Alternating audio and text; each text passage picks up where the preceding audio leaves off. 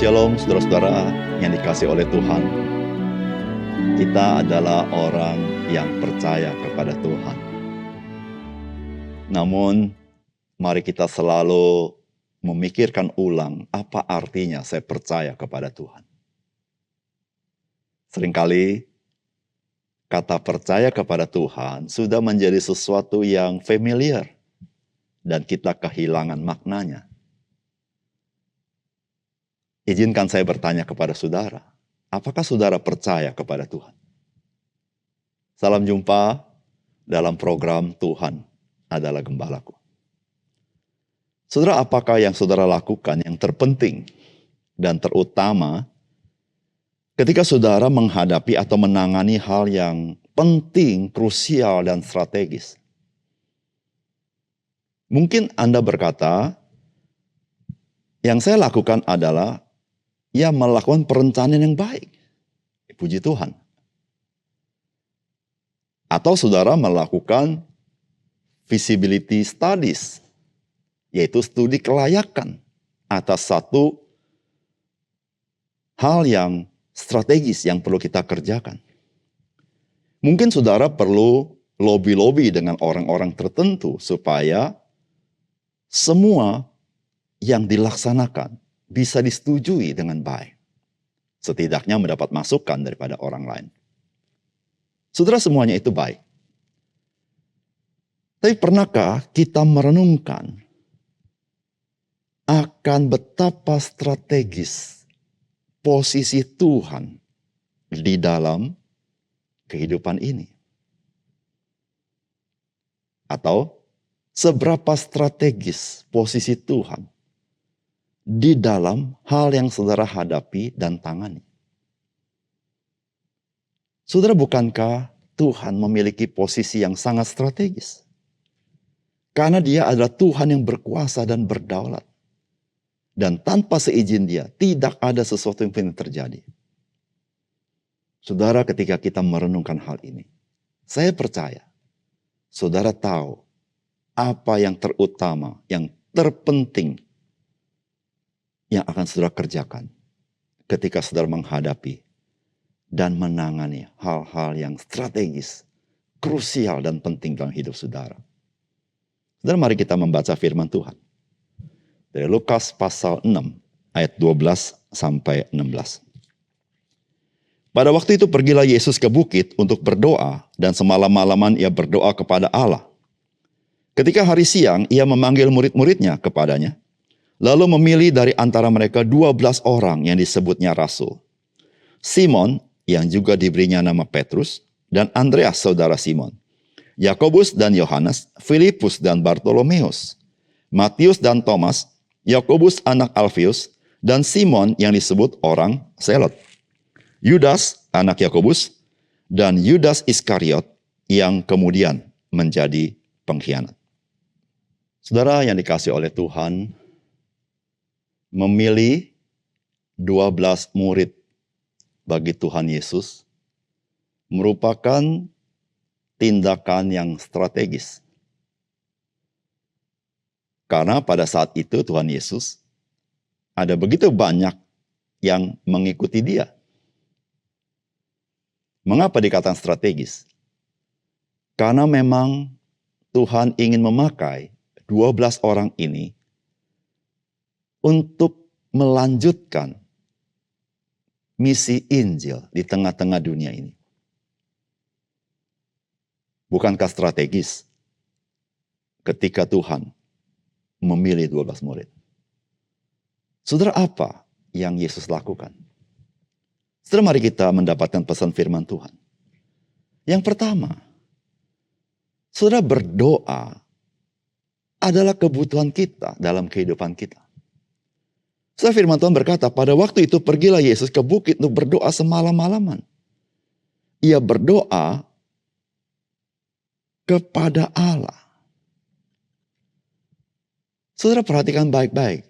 Yesus berdoa semalam-malaman. Saudara, kata semalam-malaman menunjukkan betapa urgensinya doa itu. betapa pentingnya doa itu. Betapa krusialnya doa itu.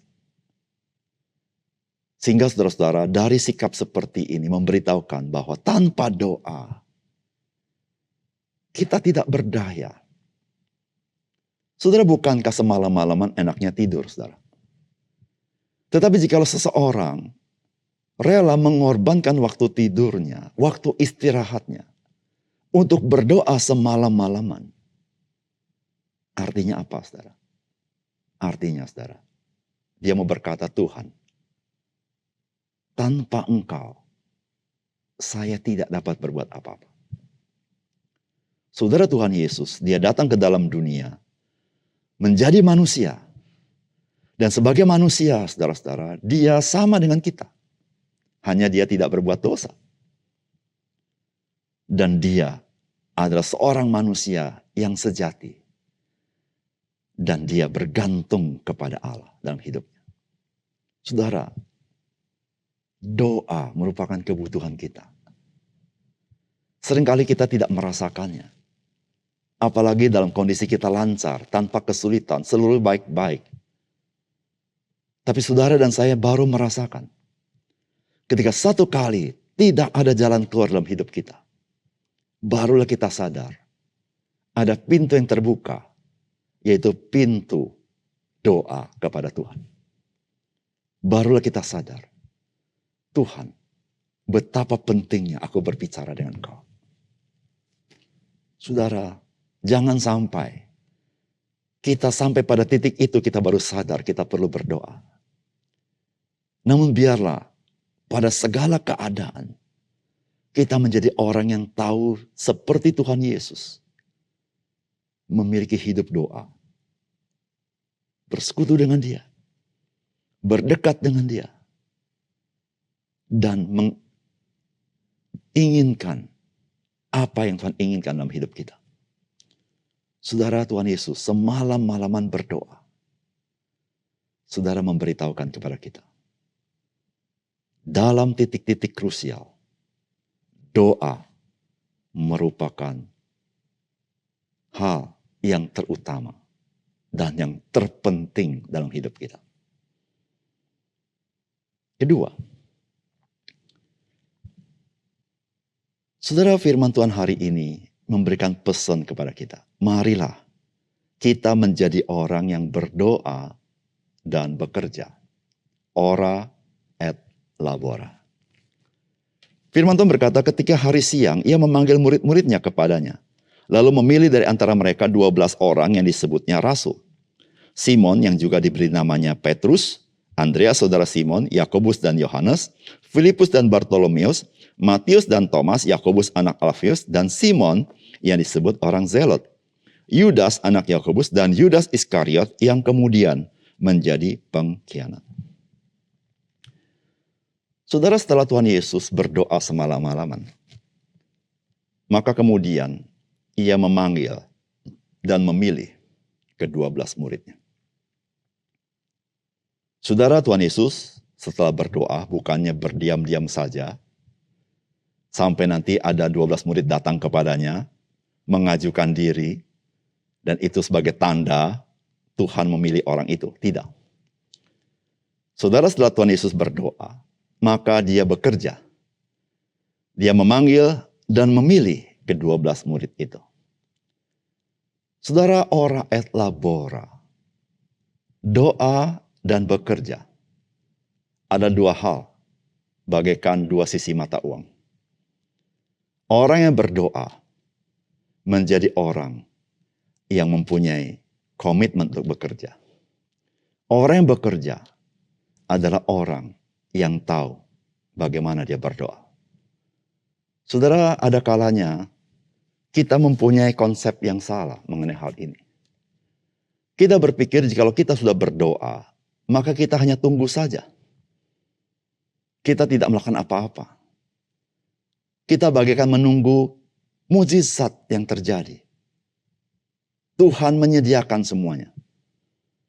Saudara, Alkitab tidak mengajarkan demikian. Saudara, Alkitab mengajarkan, engkau yang berdoa, mari lakukan yang baik dalam hidupmu. Lakukan apa yang Tuhan perintahkan kepadamu. Saudara, bukankah itu yang Tuhan katakan kepada Musa ketika ia memimpin umat Israel keluar dari tanah Mesir? Lalu di hadapannya itu adalah Laut Tebrau. Di belakangnya adalah tentara Mesir. Dan Musa berdoa bertalu-talu. Lalu Tuhan berkata, mengapa engkau berbuat demikian? Angkatlah tongkatmu, menyeberanglah. Saudara yang kasih dalam Tuhan, bukannya Tuhan tidak suka Musa berdoa. Tetapi, ora et labora, berdoa dan bekerja. Bekerja menandakan engkau percaya kepada pimpinan Tuhan.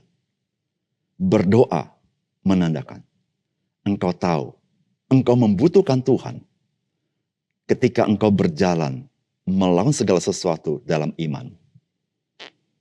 Oleh karena itu, saudara yang kasih dalam Tuhan, ora et labora, ini harus menjadi dua bagian yang bersatu dalam diri kita. Disitulah saudara, kita menjadi orang-orang efektif di tangan Tuhan. Saudara yang berdoa, engkau harus bekerja. Engkau yang bekerja, engkau perlu berdoa. Mari kita berdoa. Bapa surga, terima kasih untuk kebenaran firman-Mu. Biar sekali lagi teladan Tuhan Yesus menolong kami melihat betapa pentingnya doa dalam hidup kami. Seringkali kami mengerjakan banyak hal ya Tuhan, apalagi di tengah-tengah kesibukan kami di hal-hal yang penting yang perlu kami kerjakan. Kami melalaikan doa. Tuhan tolong kami supaya kami menyadari betapa Tuhan Engkau yang berdaulat atas segala sesuatu. Engkau berkuasa atas segala sesuatu. Ajar kami mencari lebih dahulu kerajaan Allah dan kebenarannya. Dan Tuhan berkata semuanya itu akan ditambahkan kepadamu. Terima kasih Tuhan. Dalam nama Tuhan Yesus kami berdoa. Amin.